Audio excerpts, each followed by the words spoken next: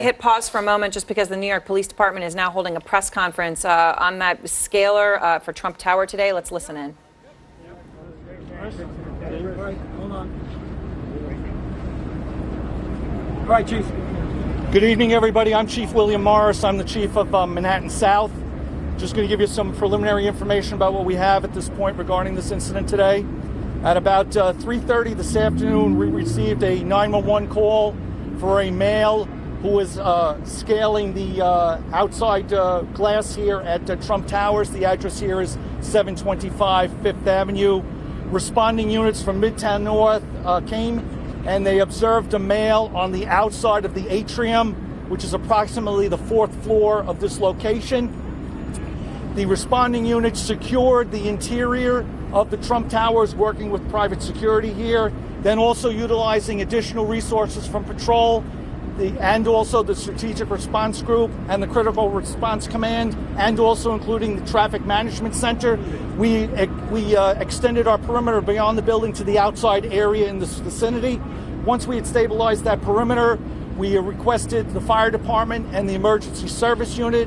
The emergency service unit, under the command of Chief Giordano, responded to the scene, took tactical control of the situation, and commenced operations. Yeah, upon responding to the job, we got it as a jumper.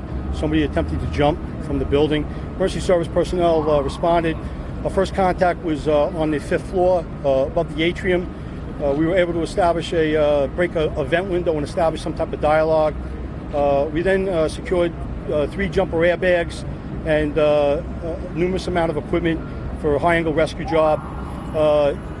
The individual continued to ascend and go vertical and horizontal at different times, at which time what we tried to do is try to isolate and contain him to a point where we would give us a tactical advantage to take him into custody. We wanted to proceed slow. We didn't want the individual to fall, so we wanted to do it in the most safe manner as possible. We got to a point where we came up with a very good plan with the emergency service personnel that were on the scene. We wanted to remove some of the glass and, again, try to prevent him from ascending any further up. We had some assistance from some glaciers that were on the scene, that we brought to the scene. They were very instrumental in assisting us in removing the panes of glass, also utilizing a scaffolding and lowering some of ESU personnel on the side of the building all the way from the 55th floor down, to isolate him to a point where he no longer had the advantage of ascending. Once we removed the panes of glass and he got to a point where his only way to ascend was to go pretty much through a probably 2 feet pane of glass between the scaffolding and the officers that were at the window on the 21st floor. We pretty much advised him that putting his suction cups and all weight on that window would possibly cause it to crack. Again, that information, the glaciers was very influential in providing that information to us. And then once he proceeded to pretty much ignore that and tried to ascend, Detective Williams and Detective Walker found they were in the opportune moment to tactically take advantage of that opportunity and bring that individual into safety through the window. All right, Lieutenant Lasitra was the ranking supervisor at the location, as well as Inspector Galvin and Inspector Finnegan, who were actually coordinating with me on the 21st floor. So again, we had a real good plan between ground operations and tactical operations on the level where the individual was climbing to take that person into custody and in a safe and most efficient manner as possible. And this, go ahead. Chief Bill Aubrey, Chief of Manhattan South Detectives. This individual is a 20-year-old individual from Virginia. He came up here yesterday. He's staying at a local hotel. What he explained to us is that he wanted a personal meeting with Mr. Trump, and he posted a YouTube video on Tuesday. That YouTube video explains that he's an independent researcher, and he wanted to meet with him, and that's the reason why he was climbing this building. At no time did he express that he wanted to hurt anybody. His sole intention was to meet with Mr. Trump.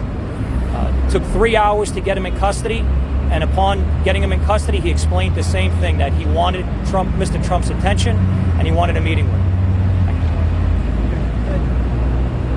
Okay, any questions? We'll take some questions. What was in the backpack?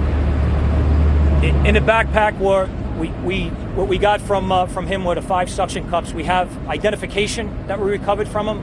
There's various identifications. He was explaining that he previously went by one name and now he goes by a different name. We're researching that. We're looking into that. It's part of the investigation. Where was he taken? What's that? Where was he taken? He's taken to Bellevue Hospital. He's going to be psychologically evaluated and he's going to be placed under arrest. We're working with the Manhattan District Attorney's Office to determine the appropriate charges. Chief, does it appear that... Chief, I'm going to talk about where he's... I'm sorry, what? I mean, it appears like he knew what he was doing. Yes. There to climb, so many floors. Any background on him as a climber or anything? We're looking into that. The suction cups could have gotten, he could have gotten them from any mountain climbing type facility or store. So that's part of the investigation. We're going to look into all of that. Where was the Secret Service during all of this? During the course of the operation, we were in a consultation with the Secret Service throughout it. With the building so secure with Secret Service and NYPD, how did the guy even get close to being able to climb up? That matter's under investigation at this point. Did he put up a fight when he was being swung in? We talked to the detectives.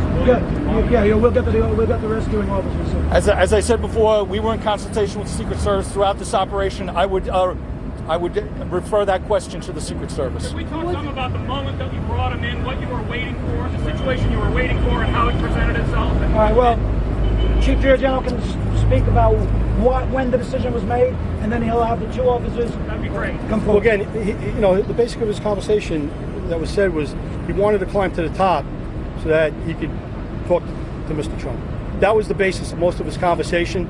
But again, what we wanted to do was get to a point where we would have the advantage, again, to be in close enough proximity to safely secure him and take him into custody without endangering any of the officers, and again, endangering even his life. So when he got to the point, like I said, when he was on that painted window, where if he would have put all his weight, there was a possibility it could have cracked.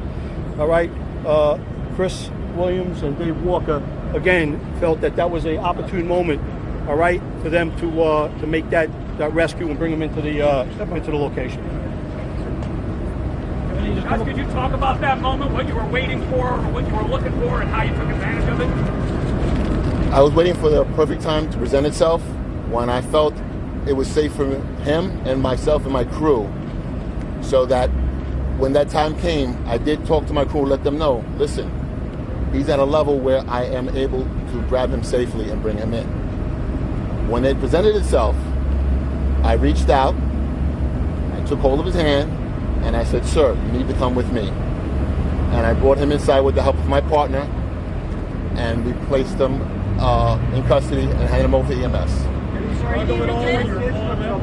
Did he resist trying to bring him in? There seemed to be a little bit of a scuffle there. He thought about it. What did he say when you... He didn't have much to say at that point. What happened inside the building? Was there a scuffle? Did you have to wrestle on the ground, anything like that? Or did he go peacefully? No, sir, he went peacefully. Can you talk about the conversations you had with him as he was climbing up? What were you saying to him? What was he saying back to you? You saw some moments when you were lowering the hook down and you were having some talks. What were those conversations? I was lowering the safety line to him to explain to him he should lock himself in, God forbid something happened. He was climbing for a while, and I could see that he was getting tired. And I said, if you lock this in, at least if you get tired, we will have you, and you won't fall. And he refused to take the line. His thing was he wanted to go talk to Trump. Who made the decision to cut the glass that ended up falling out off of the building? My supervisor. So did you guys realize that he was right below you when that glass was cut? Because it seemed to almost fall right on top of him. No, it was to the side of him. We take all precautions for everyone's safety. All right, thank you, folks. When we made the decision, we initially made a decision. We actually took some glass, but he was in a position where it wasn't going to endanger him because he was off to the side. Once he swung over to the other side, again, a plan was developed upstairs that we couldn't do that anymore. So again, the concept was to remove the window panes And again, this would provide safety for not only him, but also the officers and anybody below that were in rescue operations. So that decision was subsequently made based upon where he was and our ability now to contain him and isolate him to that location. Thank you, Chief. Thanks all. Thank you very much. What does it Thank say you. to you that a man Thank you, guys. Chief, just to meet down? Press conference from the NYPD on the man who was scaling Trump Tower. They said, look, he just wanted a personal meeting with Mr. Trump. He is currently being evaluated for psychiatric reasons at a hospital in New York, and they have arrested him. 20 years old man from Virginia. Boris, I want to talk more about the emails, but first, you were in the building this afternoon when this happened. Someone else who was in the building was telling me about a spiral notebook with a message that he was holding up for people on the inside to see. And someone who saw it told you what it said. So I was told, and cannot verify this, but it says something to the effect of, I'm a Trump supporter, will not hurt anybody. That's what the To try note. to say that he wasn't some sort of a threat. Right. Which, I mean, nevertheless, you don't want somebody scaling up buildings, right, which are supposed to be protected with a backpack like that. So this obviously is a safety concern, but that's what was told to me, that the note said something to the effect of, I'm a Trump supporter, I will not hurt anybody. So Right, and quickly before we move on, Jeffrey, this just adds to the whole tenor in this campaign. They were asking about Secret Service and whether they could keep this building safe. I mean, this isn't something that they would ever have even thought could have happened, and never mind foreseen how they would address it. This is the society we live in. You were talking a few minutes ago about this woman who jumped up on stage Jeff with Zeleny Hillary was Clinton. reporting, Right, yes, right. yes. I mean, this is the problem here with this.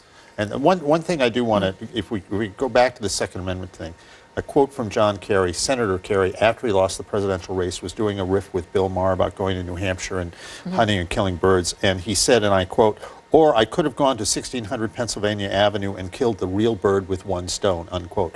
I guarantee you there was no Secret Service investigation of Senator Kerry. He's now Secretary of State, you know. And on that point, just really quickly, and coming again directly and speaking with the campaign, unfortunately, Jim Sciutto is incorrect. Unless he offers some substantive information, that there have been discussions between the Secret Service and the campaign specifically about that.